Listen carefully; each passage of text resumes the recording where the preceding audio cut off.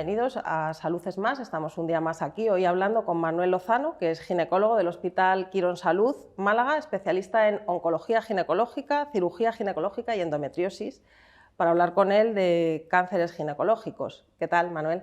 Muy bien, encantado, Ana. Encantado de estar aquí con vosotros compartiendo este rato. Pues hoy vamos a hablar de cánceres ginecológicos, como decía, de cánceres de vulva, de vagina, de cuello de útero y también de útero y ovario, sobre todo, que son más frecuentes. Y quería que empezaras contándonos eso, ¿cuáles son los cánceres ginecológicos más habituales? Con diferencia, el cáncer ginecológico más habitual al que yo no me dedico es el cáncer de mama, como casi todo el mundo sabe, porque es el más prevalente. Abstrayéndonos de la mama, que por sí mismo ya es una disciplina que puede ocupar toda la actividad profesional de compañeros que se dedican a este tema, los cánceres ginecológicos pélvicos son los de vulva, vagina, cuello del útero, lo que se llama el tracto genital inferior, el cuerpo uterino o cáncer de endometrio y los cánceres de trompa y ovario. Son los cánceres ginecológicos. El más frecuente de estos probablemente es el cáncer de endometrio, que es un cáncer más típico de mujeres después de la menopausia. ¿Y cuáles son los factores de riesgo, aparte de tener la menopausia, como nos has dicho, para sufrir estos cánceres y a qué edad suelen aparecer? Sí. Bueno, empezando de abajo arriba, digamos, el cáncer de vulva es un cáncer muy poco frecuente. Hay dos tipos de cáncer de vulva, uno relacionado con el virus del papiloma humano, es un virus del que vamos a hablar porque tiene mucha trascendencia en la esfera ginecológica, y otro que no está relacionado. El que está relacionado con el HPV suelen ser mujeres más jóvenes y es más frecuente el cáncer de vulva en mujeres mayores que no está relacionado con el virus del papiloma humano. Y tiene una prevalencia muy baja. En un servicio grande de ginecología de un hospital regional pueden tener del orden de 4 o 5, para hacernos una idea de la trascendencia que tiene, cánceres de vulva al año, es decir, es francamente una incidencia muy baja. El de vagina es prácticamente anecdótico, la neoplasia ginecológica menos frecuente. Yo en mi vida profesional creo que he visto 3. Y otro cantar ya es de abajo, en orden descendente hacia arriba, el cuello del útero y de ovario. El cáncer del cuello del útero es un cáncer muy singular porque normalmente los cánceres no son enfermedades infecciosas y el cáncer del cuello del útero es una enfermedad, hoy día se reconoce como una enfermedad prácticamente en todos los casos de transmisión sexual provocada por la infección y el desarrollo del virus del papiloma humano. Es un virus que tiene una especial apetencia por el epitelio del cuello del útero, no infecta otros territorios, ni el tracto respiratorio, como el virus del COVID, ni el tracto digestivo, ni otras áreas del organismo humano, y sí que tiene una especial apetencia por el epitelio del cuello del útero. Y por tanto es un virus relacionado con las relaciones sexuales. Lo primero que habría que decir es que, porque esto también genera mucha alarma, la infección por el virus del papiloma humano es la enfermedad de transmisión sexual más frecuente hoy día en el mundo. Y en la mayoría, en más del 90% de los casos, esta infección se cura sola. Nuestro sistema inmunitario, nuestros glóbulos blancos, los linfocitos, eliminan la carga viral a lo largo de entre 12 y 15 meses. Solamente en un grupo de pacientes este virus puede persistir en el tracto genital, provocar lesiones que en principio son precancerosas y que tienen un tratamiento local sencillo, y cuando evoluciona más allá, está calculado unos 12, 15 años, puede provocar un cáncer del cuello del útero. Pero ya digo, la mayoría de las infecciones de HPV, que es una infección, como digo, la más frecuente hoy día, se solucionan espontáneamente. Una pregunta muy buena a lo mejor sería, ¿y por qué en algunas mujeres, que no tienen respuesta aún, casi todas se curan y en algunas persisten? Pues probablemente hay muchos factores inmunológicos. Por ejemplo, hoy sabemos que el tabaco es un agente muy importante que produce alteraciones, aparte de las respiratorias que todo el mundo conoce, alteraciones inmunológicas que hacen que le cueste más al organismo eliminar el virus, y factores inmunitarios que muchos de ellos todavía están pendientes de conocer. El siguiente cáncer, el cáncer del cuello del útero se diagnostica por la citología. ¿Es necesario hacérsela anualmente, cada 2 años? La citología, hoy día hacemos un doble cribado, que es como se llama cuando los médicos hacemos una prueba para detectar precozmente una enfermedad, por ejemplo, la sangre oculta neces para por ser un screening que ahora mismo está en marcha en la población para el diagnóstico de cáncer de colon, pues los ginecólogos hacemos la citología y la detección de HPV, hacemos lo que se llama el cotest, las dos cosas, porque aumenta mucho la sensibilidad de la prueba, la potencia de la prueba diagnóstica. Probablemente en el futuro el cribado va a ser solo con la determinación del virus. Es decir, si nosotros hacemos la determinación del virus, la PCR, que hoy día todo el mundo sabe lo que es la PCR a raíz del COVID, sí, porque todos nos enteramos en qué consistía esta técnica, pues si hacemos una PCR del virus del papiloma humano y no está en el tracto genital, probablemente en pocos años le vamos a decir a las mujeres que a lo mejor hasta dentro de 5 años no tienen que repetirse este tipo de pruebas. Pero hoy día lo habitual es que hagamos citología y HPV. No antes de los 25 años, esto es una recomendación de todas las sociedades científicas, porque antes de los 25 años, afortunadamente, el cáncer del cuello del útero es anecdótico o hay poquísimos casos, y sí que hay mucha infección HPV, porque es la edad en que las mujeres y los hombres inician las relaciones sexuales. Y estas chicas, en muchos casos, van a contraer la infección por el virus del papiloma y, como decía antes, casi todas se van a curar. Entonces, si quitamos las chicas de menos de 25 años, nos evitamos muchísimos problemas de exámenes innecesarios, de pruebas diagnósticas, de biopsias y muchas veces de generación de ansiedad en las pacientes pensando que pueden llegar a tener algo malo, ¿no? Y a partir de los 25 sí habría que... O sea, a partir de los 25, y más adelante, a partir de los 25 habría que hacérselo, ¿no?, anualmente.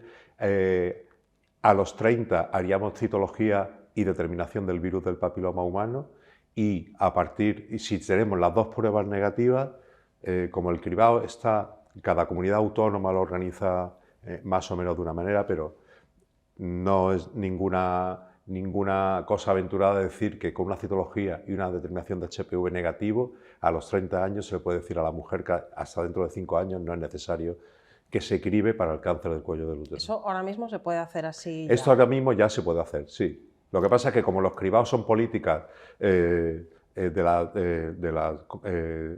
comunidades autónomas, de cada comunidad autónoma dicta la edad de las pacientes a las que inicia el cribado, pero prácticamente son las mismas en casi todos sitios y ninguna, desde luego, recomienda empezarlo antes de los 25 años por las razones que comentaba.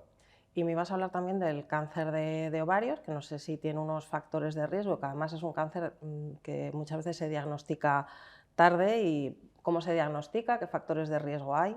Sí, el cáncer de ovario es nuestro caballo de batalla pendiente para el diagnóstico precoz, porque tiene muy mal diagnóstico precoz. Los ovarios se encuentran dentro del abdomen, el tumor de ovario, cuando empieza a crecer hasta que no alcanza un volumen considerable, no da síntomas en la paciente y, por tanto, desgraciadamente, la mayoría de las veces diagnosticamos el cáncer de ovario en estadios avanzados, aproximadamente en un 75% de los casos.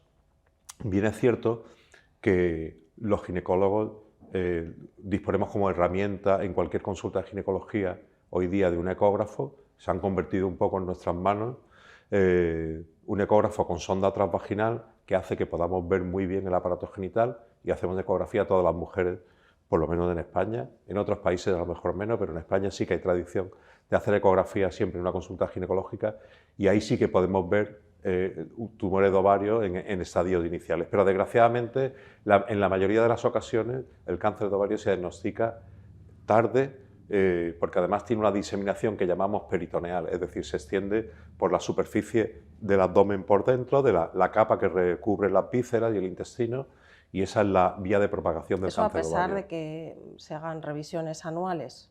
Sí, por supuesto. Sí. Las revisiones en general, en cada edad de la mujer, los ginecólogos acompañamos a la mujer en todos los desarrollos, ¿no? Desde la adolescencia, la edad fértil, en la edad también después de la menopausia, somos vigilantes de la salud reproductiva, de la salud ginecológica de la mujer y somos un poco también, al tener la tradición de ver a la mujer todos los años, nos hemos convertido también un poco en médicos de familia, médicos de atención primaria en los cuidados de la mujer, ¿no?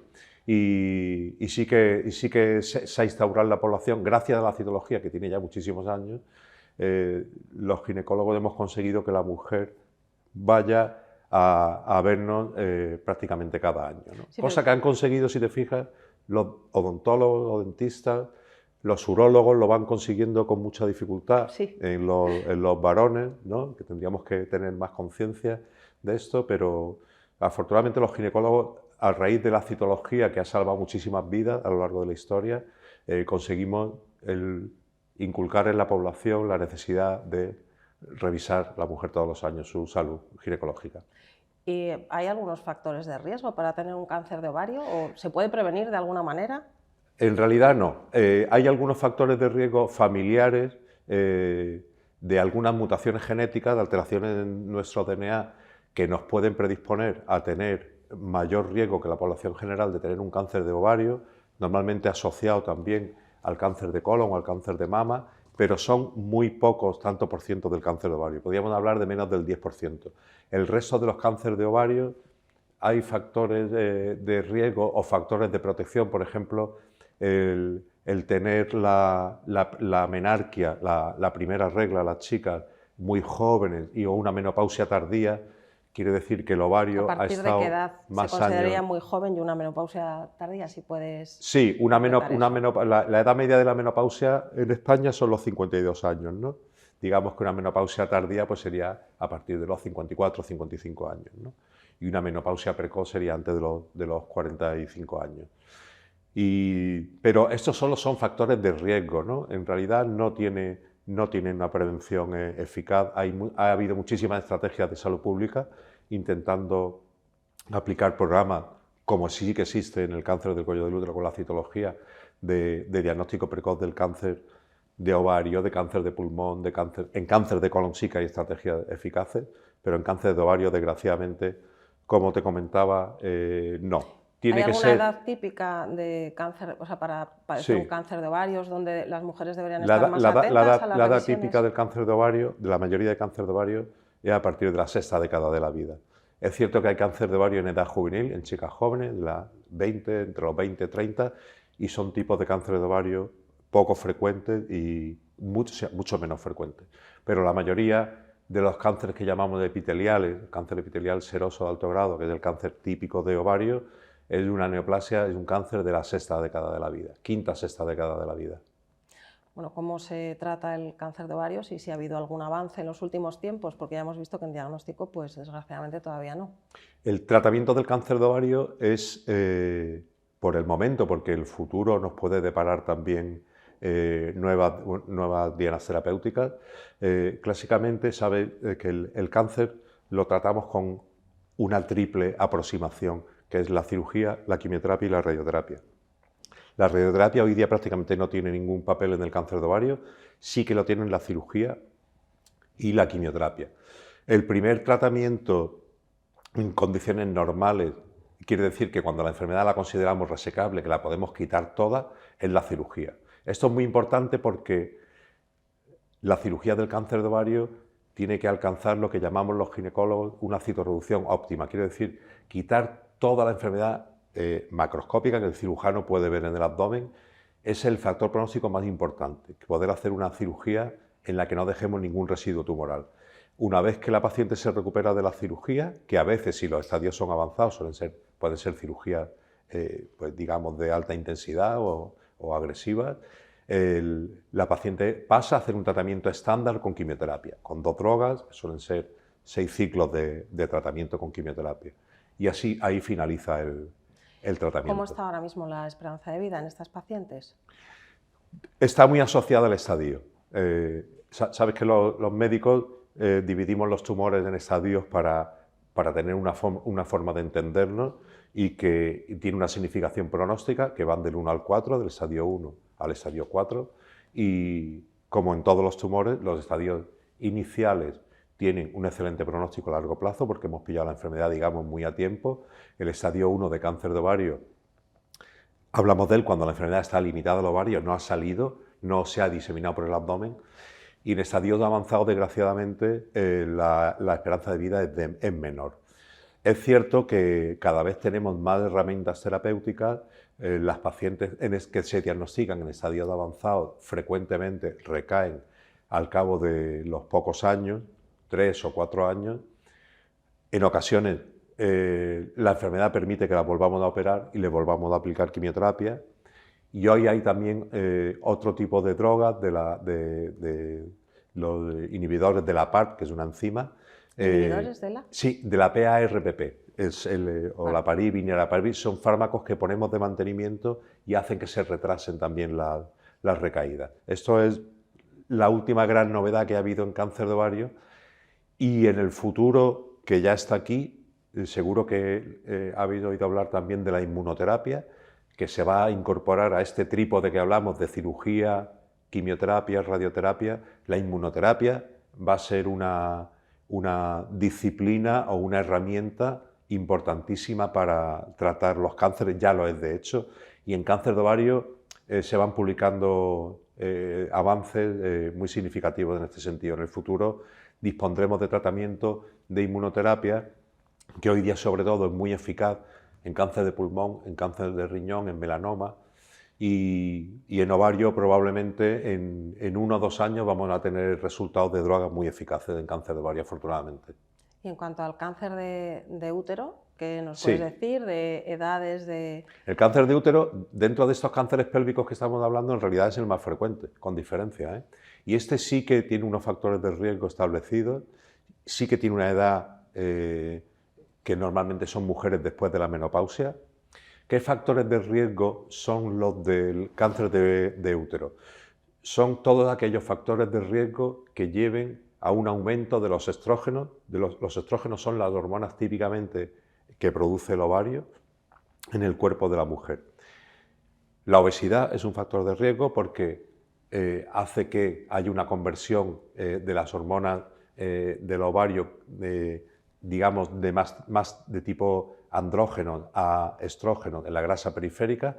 La obesidad, la hipertensión son factores de riesgo del cáncer de endometrio. Las mujeres con un índice de masa corporal elevado, sobre todo lo que llamamos la obesidad mórbida, que es un índice de masa corporal de más de 40, tienen un estado que llamamos de hiperestrogenismo mantenido, que hace que se estimule el endometrio, esta mucosa que hay dentro del útero, y que tenga más riesgos de cáncer. Y es cierto que la ventaja que tiene el cáncer de útero es que tiene muy buen diagnóstico precoz, porque casi todas las mujeres que sangran una vez que ya la regla se fue, a partir de los 50 años, les alarma con razón y consultan a su médico. Y su médico nos la remite a los ginecólogos. Todas las mujeres saben que sangrar en la menopausia no es una cosa normal. Eso y que debe... el principal síntoma, ¿no? Claro, es el principal síntoma, lo que llamamos la metrorragia posmenopáusica. Todo sangrado, una vez que la regla se ha ido, ha pasado un año la mujer sin menstruación, con lo cual decimos que ya se ha establecido el climaterio, ya se ha establecido, está consolidada la menopausia.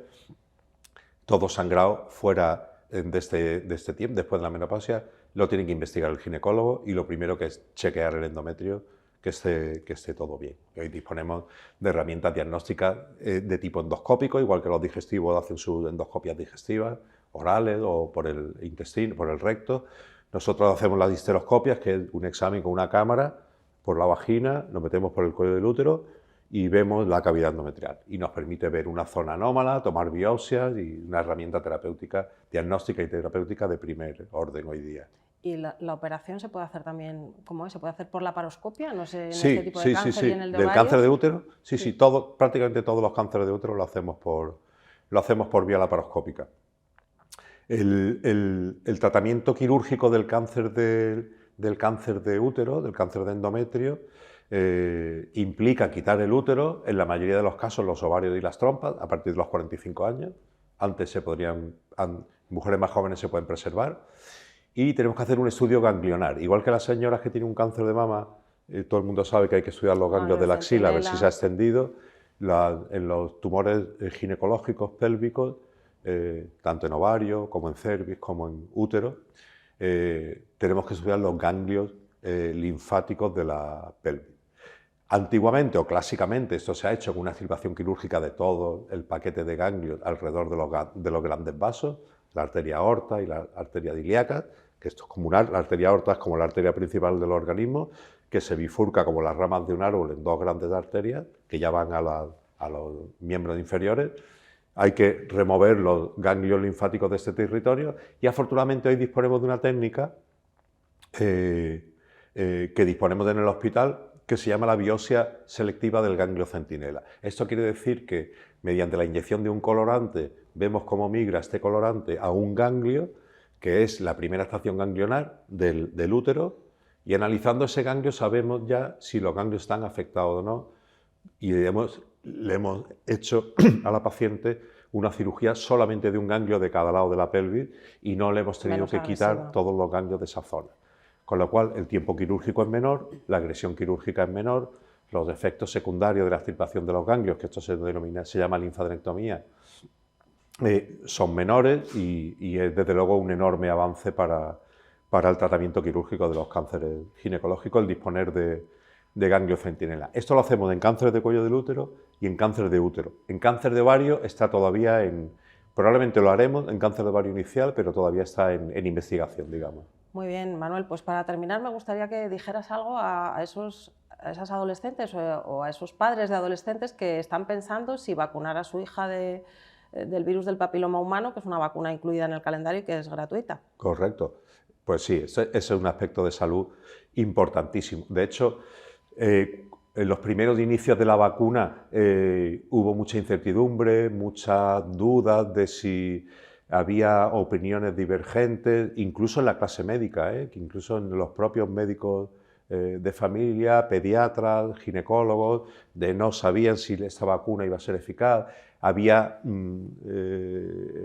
tabúes o había conocimientos establecidos que no tenían ningún fundamento, como que si las chicas ya habían empezado las relaciones sexuales ya no hacía falta vacunar porque la vacuna no valía para nada. Afortunadamente todo este desconocimiento ya se ha disipado y prácticamente todas las chicas se vacunan hoy día en la Comunidad de Andalucía a los 13 años y se vacuna con 2 dosis porque eso lo aprendimos también mucho con el COVID, la inmunidad. Hoy sabemos que nuestro sistema de defensa, cuanto más jóvenes somos, es más potente, con lo cual a las niñas de esta edad con 2 dosis es suficiente vacunarlas. Y fuera de esta indicación, que está financiada por la medicina pública, la vacuna pues, también se puede poner y se debe poner, pero ya la tiene que pagar cada paciente y ya son 3 dosis, ¿no? La vacuna, hoy día prácticamente hay solamente una vacuna. En principio, esta vacuna cubría 2 virus, 2 tipos de HPV, porque una familia de muchos tipos de virus que están numerados, y hay unos 15 virus oncogénicos, que es decir, con capacidad de producir cáncer del HPV, y en las primeras etapas la vacuna cogía las cepas 16 y 18, que son las más frecuentes, ¿no? Con esto teníamos una protección del 75% de los cánceres del cuello, pero es verdad que quedaban algunos tipos de virus menos frecuentes, pero que podían ser contra que la vacuna no era eficaz. Hoy día esto se ha ampliado a la vacuna que disponemos de hoy día, se llama nanovalente, es de 9 tipos de virus, con lo cual prácticamente la cobertura se ha alcanzado por encima del 90%, con lo cual es maravilloso porque no hay una vacuna para el cáncer en ningún otro organismo del cuerpo humano. No hay una vacuna para el cáncer de páncreas, ni para el cáncer de colon, ni para el cáncer del sistema nervioso, ni por supuesto para el cáncer del pulmón, pero sí para el cáncer del cuello del útero porque está producido por un virus y desde hace muchísimos años los médicos desarrollamos vacunas para las enfermedades producidas por bacterias y también por virus. Pues vamos a quedarnos con ese mensaje positivo, hay que vacunarse. Sí, sí, por supuesto. Pues gracias, Manuel, por tenerte aquí. Muchas gracias a vosotros.